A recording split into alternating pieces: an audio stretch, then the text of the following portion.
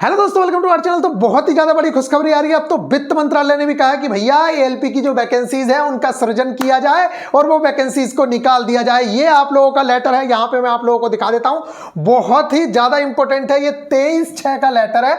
और अगर हम यहाँ पे बात करें तो इसमें बहुत ही डिटेल के अंदर ये चीज बताई गई है और सिर्फ बात की गई है एएलपी के पदों की। यहाँ पे जो मोस्ट इंपॉर्टेंट चीज है, देखिए जब कोविड स्टार्ट हुआ था उस समय गवर्नमेंट ने, आपने सुना होगा कि खर्चों में कटौती करने के लिए, कि एक्सपेंडिचर जो है वो बहुत ज्यादा है, इसलिए उस चीज को कम करने के लिए क्या कहा था, पदों को सरेंडर किया गया था। कुछ पदों को, नए पदों को क्रिएट करने से मना किया गया था कि भैया नए पद क्रिएट ना किए जाएं और खर्चे को कम से कम रखा जाए। तो वित्त मंत्रालय ने भी ये चीज की थी। तो अब वित्त मंत्रालय ने कहा है कि भैया आपको जो है क्रिएशन करनी है, कौन सी? Creation of non gazetted revenue post crew only on railways.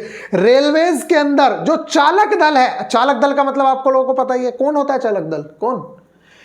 ALP, guard, ये वाले जो पद हैं, मेनली जो चालक दल है वो लोको पायलट्स वाला है।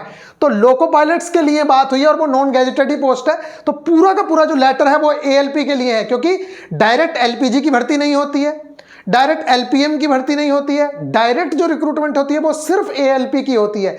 तो यहां पे वही बात कही गई है और लेटर लिखा गया है, the general manager all zonal railways and RDSO as per the standard mail list. और यहां पे बताया गया creation of the non gazetted revenue post crew only on railways. इसका हिंदी में मतलब है रेलवे पर अराजपत्रित राजस्व पदों, केवल चालक दल के पदों का सृजन किया जाना है। मतलब जो चालक दल वाले पद हैं, जो रेल को चलाने वाले लोग हैं, उनको जरूर से जरूर भरा जाए। इसके नीचे उन्होंने यहां पे बताया है कि बोर्ड के पत्र क्रमांक 2015-B-235 दिनांक 10/9/2020 के अनुसार ओएमबी वित्त मंत्रालय की दिनांक 4/9/2020 को भारतीय रेलवे पर परिचालित किया गया था। व्यय विभाग की मंजूरी के अलावा नए पदों के सृजन पर रोक लगाई गई थी। यही चीज इंग्लिश में बताई गई है, creation of the new post except with the approval of department of expenditure. यहां पे बताया गया कि एक्सपेंडिचर को देखते हुए उस चीज पे रोक लगाई गई थी, लेकिन यहां पे बोला गया in the view of the difficulties being faced by the zonal railways in undertaking crew rationalisation and creation of non gazetted revenue post arising out of the crew review exercise, ministry of finance was approached for the seeking exemption from the above mention. इन्होंने क्या किया, railway की तरफ से, zonal railways की तरफ से revenue department या मिनिस्ट्री ऑफ फाइनेंस को बताया गया कि भाई हमें पोस्ट क्रिएट ना करने की वजह से बहुत प्रॉब्लम क्रिएट हो रही है, इसलिए आप हमें उस चीज को क्रिएट करने की परमिशन दीजिए। तो यहां पे उन्होंने बताया है वित्त मंत्रालय ने चालक दल को तर्कसंगत बनाने और चालक दल समीक्षा अभ्यास के लिए आवश्यक गैर राजपत्रित राजस्व पद बनाने के लिए शक्तियों के प्रत्यायोजन के लिए रेलवे की आवश्यकता को ध्यान में रखते हुए अपने कार्यालय ज्ञापन में छूट दी है। इन्होंने कहा जो हमने लेटर जारी किया था उससे हम अब आप लोगों को छूट देते हैं।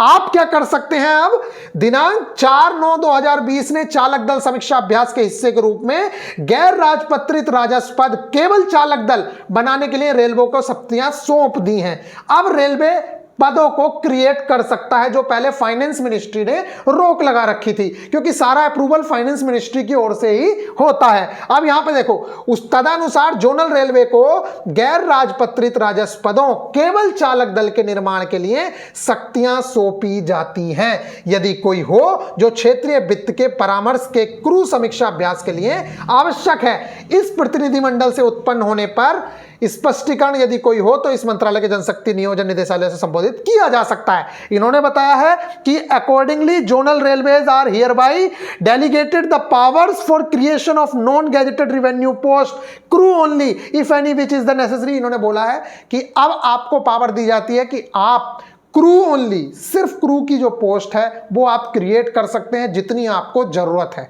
और जब पोस्ट क्रिएट होंगी तो निश्चित तौर से वो पोस्ट फिलअप भी की जाएंगी। और ये आप लोगों को पता है कि लगातार जितने प्रमोशन होंगे उसके बाद जो लास्ट में पोस्ट खाली रहती है वो एएलपी की ही रहती है, इसलिए एएलपी की रिक्रूटमेंट आना बहुत ज़्यादा पॉसिबिलिटी बन गई है। क्योंकि आप लोगों ने सुना होगा इस चीज़ की जो अनुमति है ये आप लोगों ने देखा होगा, शिव गोपाल मिश्रा जी का एक ट्वीट था जिसमें उन्होंने कहा था कि हमने रेलवे मंत्रालय से बात की और रेलवे मंत्रालय ने इस चीज की हमें सहमति जताई है कि पोस्ट अब हम क्रिएट करेंगे, और यही जो परमिशन है ये अब वित्त मंत्रालय ने रेलवे बोर्ड को दे दी है, जिसके बाद क्या होगा, आप लोगों की पोस्ट जो है अब क्रिएट होंगी। और एक मोस्ट इंपोर्टेंट जो चीज कल आप लोगों को बताई थी, ऑल इंडिया रोको रनिंग स्टाफ ने भी कहा है कि भैया हमारी वैकेंसी को भर लिया जाए। और उससे भी मोस्ट इंपोर्टेंट चीज, आज या कल में आप लोगों को एक वीडियो मिलेगी जिसके अंदर जीडीसीई, और एक बात और समझ लो, जीडीसी एएलपी और जो डायरेक्ट एएलपी होता है दोनों सेम ही है। आप लोगों के जीडीसी में सिर्फ डायरेक्ट सीबीटी 2 होगा